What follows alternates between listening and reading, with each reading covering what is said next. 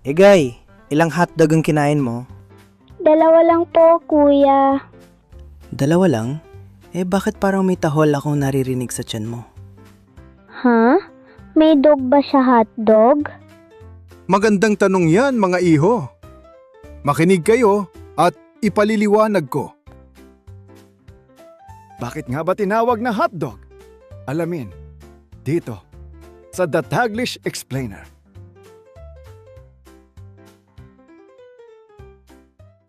Ang topic na ito ay mula kay Ikako22. Salamat sa suggestion mo. Shoutout din sa mga taga Batangas. Salamat sa pag-attend sa klasiko. Magandang araw sa inyong lahat. Ako si Professor Ipaliwanag ng University of Life. At ngayong araw, aalamin natin ang kakaibang kasaysayan kung bakit tinawag na hotdog ang hotdog kahit wala namang aso sa loob nito. Simulan natin sa pinakaunang chapter ng kwento, sa Germany. Oo, hindi sa Amerika nagsimula ang hotdog. Noong 1400s, may isang uri ng sausage na tinatawag na Frankfurter. Galing sa lungsod ng Frankfurt. May isa pa, tinatawag na Dachshund sausage. Ngayon, sandali lang. Kilala ninyo ba ang Dachshund?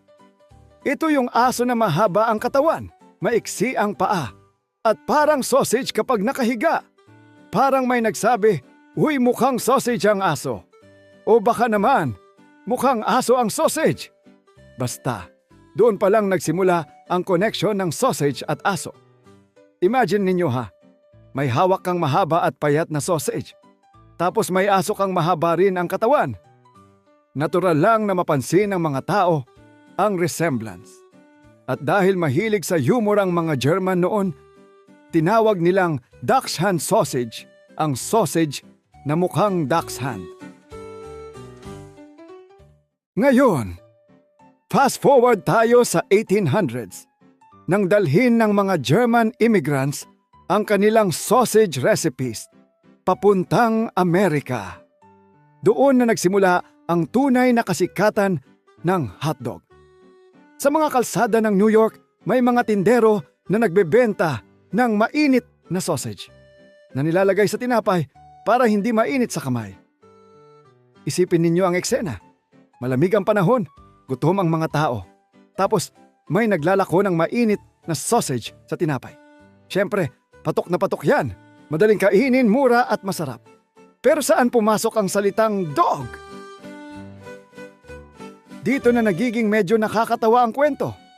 Noong late 1800s hanggang early 1900s, may mga chismis, chismis talaga, na ang ilang murang sausage daw ay gumagamit ng karne ng aso.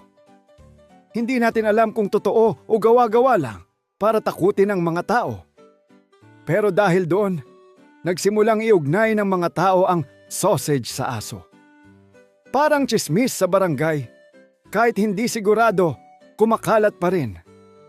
At kapag kumalat na, minsan nagiging bahagi na ng kultura.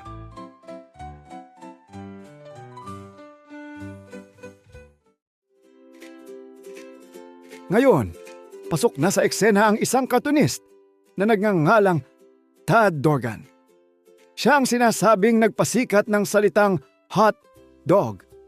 Noong early 1900s, gumuhit siya ng cartoon tungkol sa mga nagbebenta ng sausage sa baseball game.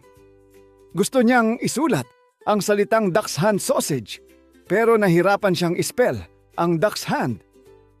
Kung kayo nga mahihirapan ispell yan, siya pa kaya noong panahong walang autocorrect? Kaya ang ginawa niya, pinasimple niya. Gumuhit siya ng sausage sa tinapay at nilagyan ng label na hotdog. Mainit na sausage, mukhang aso, kaya hotdog, at boom! Kumalat ang term. Naging popular. At hanggang ngayon ginagamit pa rin natin. Nakakatawa isipin na ang pangalan ng isa sa pinakapaboritong pagkain sa mundo ay nagsimula dahil sa hirap mag-spell ng German word. Ngayon, baka iniisip ninyo, Professor, bakit hot? Simple lang, dahil mainit siyang binibenta. Literal na mainit na aso, na hindi naman talaga aso. Sa Amerika, naging sobrang popular ng hotdog, lalo na sa mga baseball games. Sa Pilipinas naman, may sariling twist ang hotdog. Hindi lang basta sausage sa tinapay. May sweet-style hotdog tayo. Yung kulay pula na parang nagpa-party kahit ordinaryong araw lang. Kapag may birthday reunion o kahit simpleng almusal, nandyan ang hotdog. Minsan may marshmallow pa sa stick. Minsan may itlog. Minsan ginagawang ulam sa kanin. At kahit anong mangyari, hindi mawawala ang tanong ng mga bata. May aso ba talaga dito? Ang sagot, wala. Ang laman ng modern hotdog ay karaniwang gawa sa pork, beef, chicken, o kombinasyon ng mga ito, kasama ang seasoning at spices. Kung may aso man na involved, malamang siya yung nag-aabang sa ilalim ng mesa habang kumakain kayo. Ngayon, may isa pang nakakatuwang detalye. Ang hotdog ay tinatawag ding Frankfurter o Wiener sa ibang lugar. Ang Wiener naman ay galing sa Vienna, Austria, na sa German ay tinatawag na Wien. So technically, ang hotdog ay parang international celebrity. May German roots, sumikat sa Amerika at naging paborito sa Pilipinas. Parang OFW ng pagkain. Naglakbay, nag-adapt, at naging bahagi ng iba't ibang kultura. Kaya sa susunod na kakain kayo ng hotdog, sa almusal, merienda, o handaan, maalala ninyo na ang pangalan nito ay galing sa isang aso na mukhang sausage, sa chismis tungkol sa sausage at sa isang cartoonist na nahirapang mag-spell. Hindi dahil may aso sa loob, kundi dahil mukhang aso ang sausage noon. At mga apo, tandaan ninyo ito. Ang kasaysayan ng pagkain ay parang kusina. Halo-halo ng kultura, aksidente, at kaunting kalokohan. Dahil minsan, ang pinakamasarap na kwento ay nagsisimula sa simpleng tanong. Bakit nga ba ganito ang pangalan? Ako si Professor Ipaliwanag ng University of Life. At tandaan ninyo, hindi lahat ng pangalan ay literal. Pero halos lahat may kwento. Subscribe na para sa Daily Dose of All Things Pinoy videos.